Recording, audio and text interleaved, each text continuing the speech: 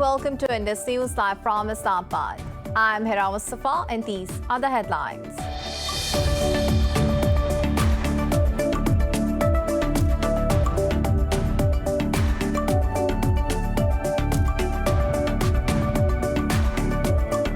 In Afghanistan, the Taliban claim they have captured a key defense base in Alamdar district of northern Balkh province. In a tweet, a spokesperson said 9 Afghan soldiers were killed during clashes at the Harathan port bordering Uzbekistan.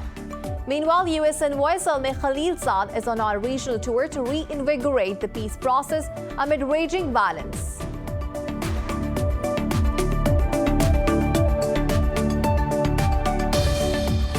Prime Minister Abiy Ahmed has won Ethiopia's delayed elections with an overwhelming majority.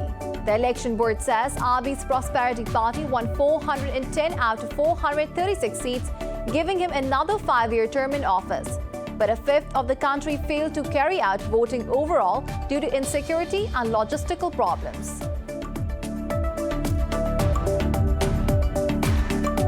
In Venezuela, at least 26 people, including 4 security officials, have been killed in clashes between police and a gang in northwestern Caracas. In a briefing, Interior Minister Carmen Melendez said an unspecified number of civilians were killed and nearly 40 people injured. Vice President Delcy Rodriguez alleged the gang was linked to some opposition politicians. Brazil has reported more than 1,200 COVID-19 deaths and over 48,000 infections overnight. Australia has reported its first coronavirus-related death of 2021 and the highest daily cases this year. In Pakistan, the virus has claimed 27 lives and infected nearly 2,000 people in the past 24 hours. There are more than 4 million fatalities globally and over 186 million cases. Well, those were the headlines. News in detail coming after the short break. Stay with us.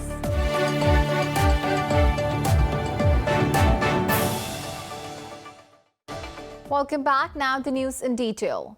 In Afghanistan, the Taliban claim they have captured a key defense base in the Alamdar district of northern Balkh province. In a tweet, a spokesperson said 9 Afghan soldiers were killed during clashes at the Harathan port bordering Uzbekistan. Zabihullah Mujahid claimed the fighters have destroyed 2 military helicopters provided by the US at the Kunduz airport.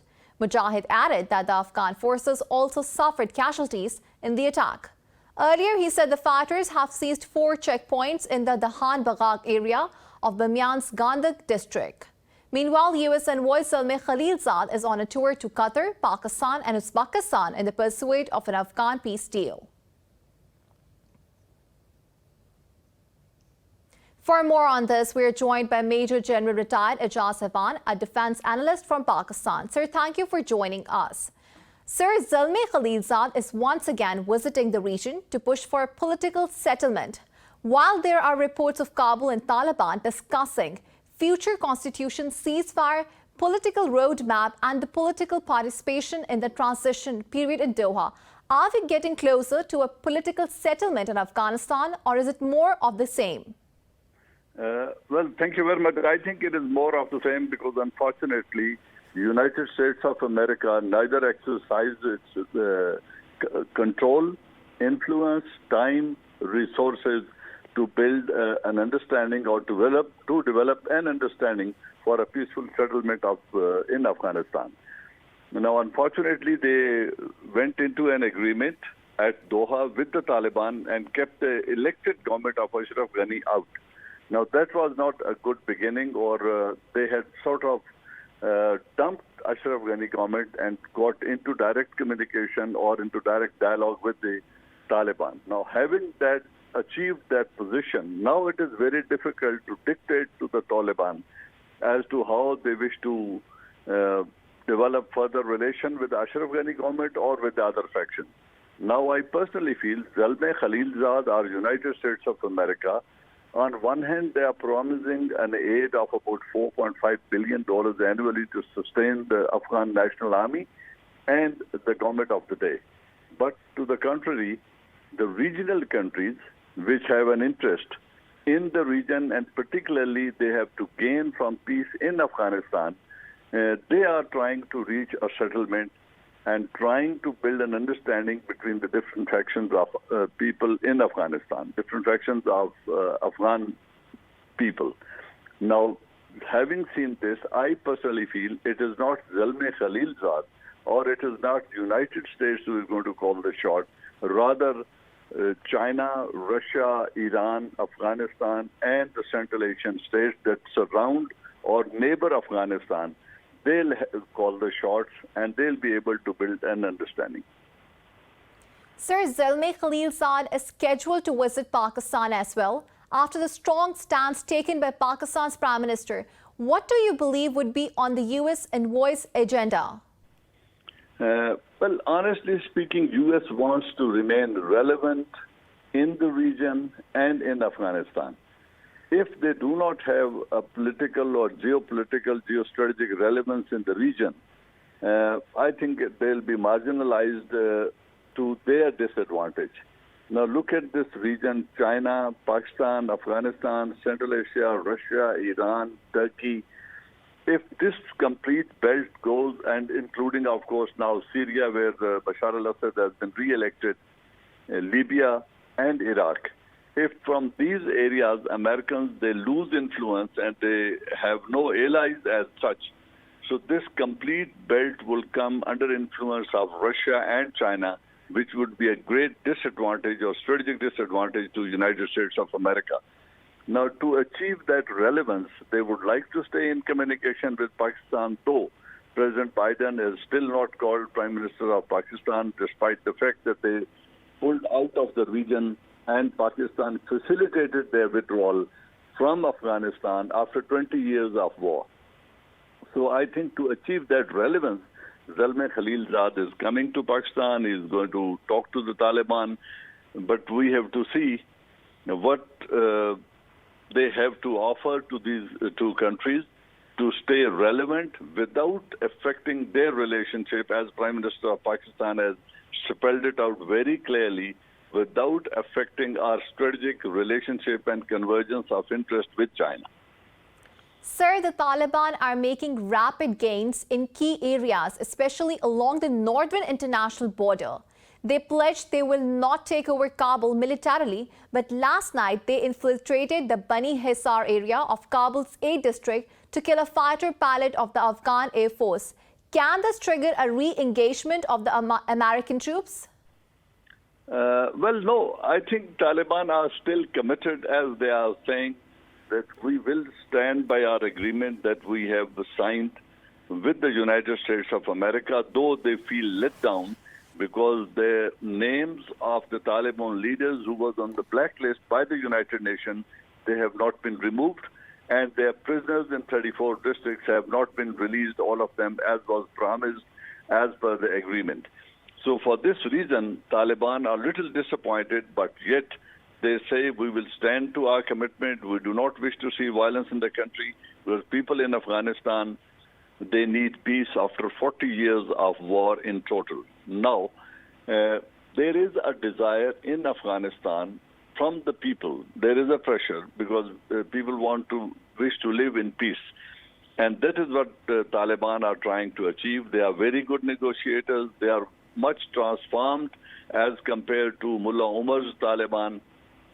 So I feel that the Afghan Taliban would like to exercise restraint, though they are not a military-like disciplined organization, and a few misunderstandings, few skirmishes, or few small-level attacks may take place right and left, but as a force, as a party of interest, I don't think they'll like to go for violence. Major General Ijaz Awan, thank you for talking to Indus News. And now we are moving on. In Venezuela, at least 26 people, including 4 security officials, have been killed in clashes between police and a gang in northwestern Caracas. The casualty count comes after days of heavy gunfire left some residents fleeing their homes. In a briefing, Interior Minister Carmen Melendez said an unspecified number of civilians were killed and nearly 40 people injured. Vice President Delcy Rodriguez alleged the gang was linked to some opposition politicians. Rodriguez said authorities have also held 3 alleged members of Colombian paramilitary groups in raids. Prime Minister Abiy Ahmed has won Ethiopia's delayed elections with an overwhelming majority. The election board says Abiy's Prosperity Party won 410 out of 436 seats, giving him another 5-year term in office. But a fifth of the country failed to carry out voting overall due to insecurity and logistical problems. Polls were not held in the war-torn Tigray region, where many thousands are living in famine conditions. Abiy, winner of the Nobel Peace Prize, described the vote as a historically inclusive election in a tweet. Another round of elections has been penned for 6 September in the affected areas, but a date has not been confirmed for Tigray. The election had already been delayed due to the pandemic. Yemen's government claims its forces have killed a top Houthi commander, Abu Yahya al-Hanimi. The Defense Ministry says al-Hanimi was killed in a fierce 5-hour battle for Al-Zahar district. They said that the rebels suffered heavy damages in men and material. The ministry also claimed to push deeper into Houthi-controlled areas in Al-Sauma and Al-Hazimiyah. Yemeni army spokesman Rabi al-Qureshi said they repulsed a rebel attack in Al-Jadafar region. Beijing has slammed the U.S. decision to add 23 Chinese entities to an economic blacklist over alleged human rights abuses. The U.S. Commerce Department's entity list bans Americans from selling goods and equipment to those firms. The Chinese Ministry of Commerce criticized the move, calling it a suppression of Beijing's firms. It said Washington's measure is a serious breach of international economic and trade rules. The ministry added Beijing will take necessary measures to safeguard its legitimate rights and interests. China and North Korea have vowed to strengthen bilateral cooperation in the face of foreign forces. The leaders of the two countries traded messages on the 60th anniversary of their Treaty of Friendship. North Korean state media says Supreme Leader Kim Jong-un termed the bilateral relationship vital. In his message to the Chinese President Xi Jinping, Kim Jong said the friendship is growing stronger by the day. Meanwhile, President Xi promised to lead the relations of friendship and cooperation to a new stage. China has been North Korea's only major ally since the two countries signed the treaty in 1961. More news stories coming up after the short break. Stay with us.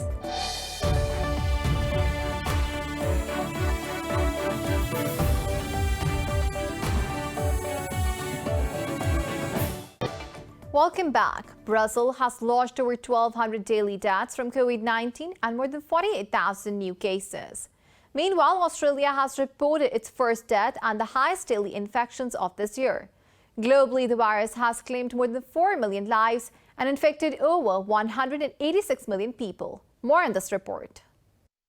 While lockdowns can prevent the spread of new coronavirus, governments realize that the long-term solution lies with administering vaccines. Cuba's regulators have approved one of its own 5 candidate vaccines for emergency use in the wake of surging cases. In Brazil, residents of Ilha Grande Island, off the coast of Rio de Janeiro, received their first doses of vaccinations. While a new poll says for the first time, the majority of Brazilians support the removal of President Jair Bolsonaro.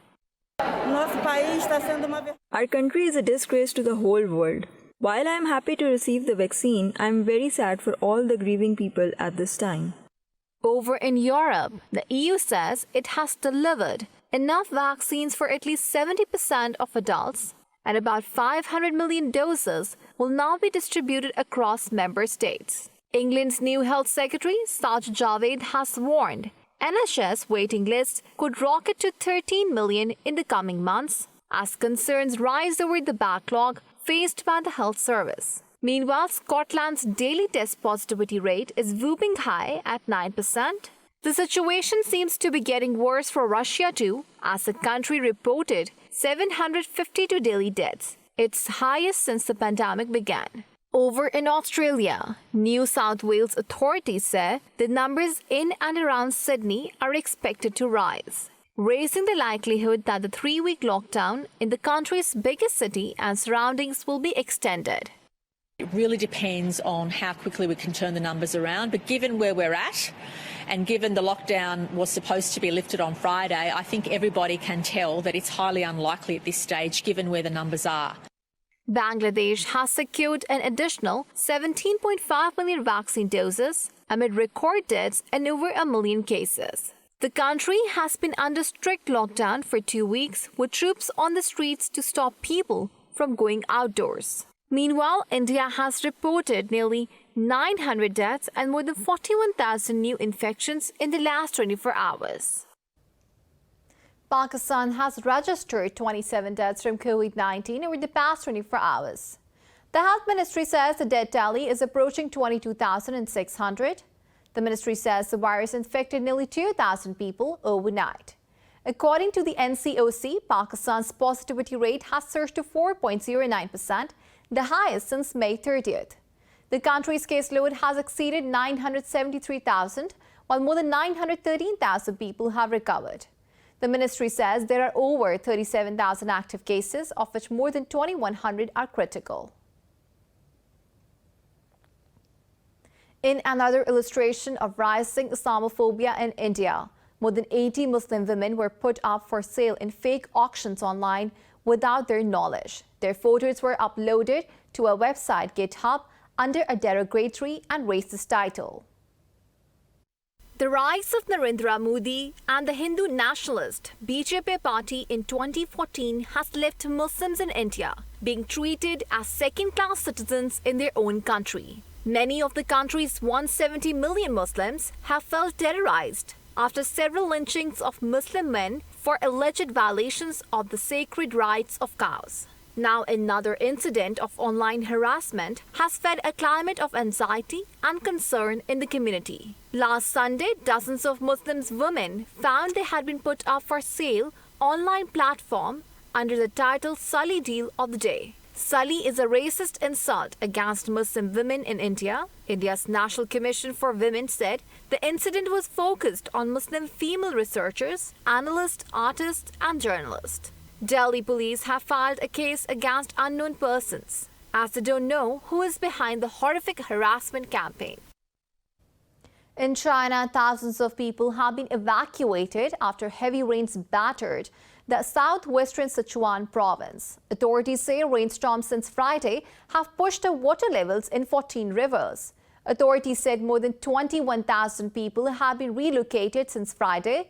They said over 120,000 people have been affected by flooding in the region. Waterlogging and landslides due to the downpour have affected 110 villages, damaged 204 houses and blocked many roads. Meanwhile, Dazao City in the province has activated the highest alert for rainstorms on Sunday. In South Africa, police say they have arrested 28 people over violent protests linked to former President Jacob Zuma's imprisonment. Protests broke out this week in Zuma's home province after he handed himself over to police to serve a 15-month jail term. Police spokesperson Jay Naker said the arrests were made on charges including public violence, burglary, and damage to property. He said protesters set alight some trucks near Moy River besides looting shops. Law enforcement had been deployed to all districts in the province, but there were no deaths or injuries. Zuma was sentenced for defying a court order to give evidence at an inquiry probing corruption during his 9 years in power. Moldovians are set to vote in a parliamentary election today amid concerns over corruption grafts and stalled reforms. The West and Russia contest for influence in the small ex-Soviet state of 3.5 million people. Pro-Western President Maya Sandu hopes to win a majority to fight corruption and carry out reforms. Sandu accuses allies of her pro-Russian predecessor, Igor Dodon, of blocking the reforms, while Dodon supporters accuse her of pursuing a pro-Western policy that they say will collapse the state. Bulgarians will vote to elect a new parliament today amid anger over corruption. An April election resulted in a fragmented parliament that failed to produce a government. The vote will decide whether protest parties form the government after a decade of dominance by Premier Boyko Borisov. Opinion polls suggest his GERB party appears tied with the new anti-establishment There Is Such a People party at 22%. Analysts say even if GERB manages to nudge ahead, it is unlikely to find allies to forge a coalition. The interim government has accused Borisov's cabinet of spending billions of levs of taxpayer money without transparency. China's first space-bred rice is ready for a bumper harvest in southern Guangdong province. It heralds Beijing's success in creating a completely self-developed rice breed in the future. Researchers at South China Agricultural University began reaping the valuable rice on Friday. The batch of 40 grams of space rice traveled to the moon on China's Chang'e 5 lunar probe last November. During the 23-day journey, the probe encountered violent sunspot activity in Van Allen belts. Upon their return, the rice seeds were planted in soil in a lab environment and they grew there for more than a month. The scientists plan to cultivate the harvested rice seeds in the lab for preparation for autumn planting next. Cuba has accused the U.S. of stoking illegal migration by not processing visas in Havana. This has led many residents in the country to take to the sea, endangering their lives. In a statement, Consular Affairs Director Ernesto Soberan said the U.S. government is responsible for irregular flows of travelers. He said Washington aims to destabilize Cuba, discredit the Antillean government, and steal its technical and professional resources. Havana says the sanctions during the presidency of former President Donald Trump have entangled the country into the economic crisis. More than 500 Cubans have been returned to the country in 2021 by the migration authorities of the U.S. and Mexico. Cuba has urged the U.S. to comply with the January 2017 declaration to prevent the consequences of irregular immigration. 4 German tightrope walkers have set a world record by crossing a 2.1 kilometer long and 600 meters high line. The record that they have set in a U-shaped valley in Swedish Lapland may prove difficult to beat. More in this report. Tightrope walking, also known as funambulism, is one of the most extreme of all air sports. In Lofoten Valley, the highliners wore watches with GPS trackers to measure and verify the distance walked between the two anchors. Quirin Herterich was the first to make it without falling and was followed by his compatriots Lucas Ermler, Ruben Langer and Friday Cohen. This is hard because it's really exposed. It's 600 meters high. It's 2,150 meters. And it's really windy here sometimes. And just getting everyone here is really far out to get it all organized. It's been a major challenge. Lofoten is located just outside Abisko National Park inside the Arctic Circle and is a popular hiking destination. At this time of the year, the sun does not set, giving the highliners plenty of time to fry for the record. It took the team 2 days of hard work to rig the line, always mindful of the weather.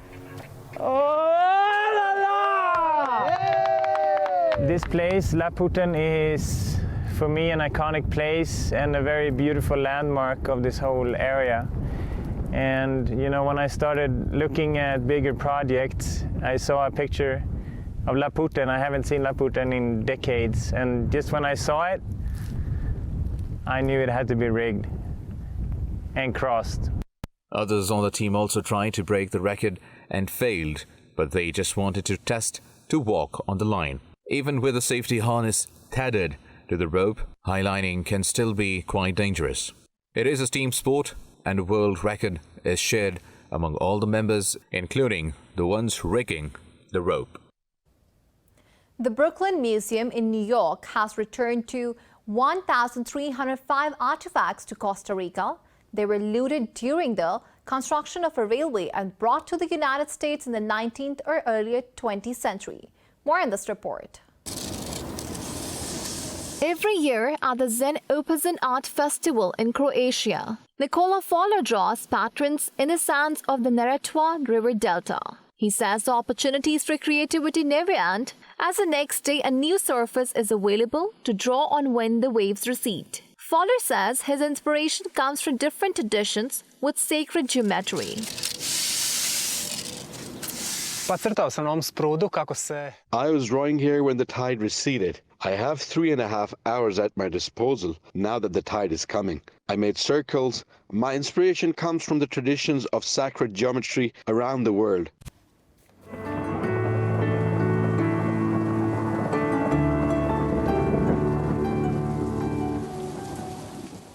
Now it's time to have a look at the weather update across the globe.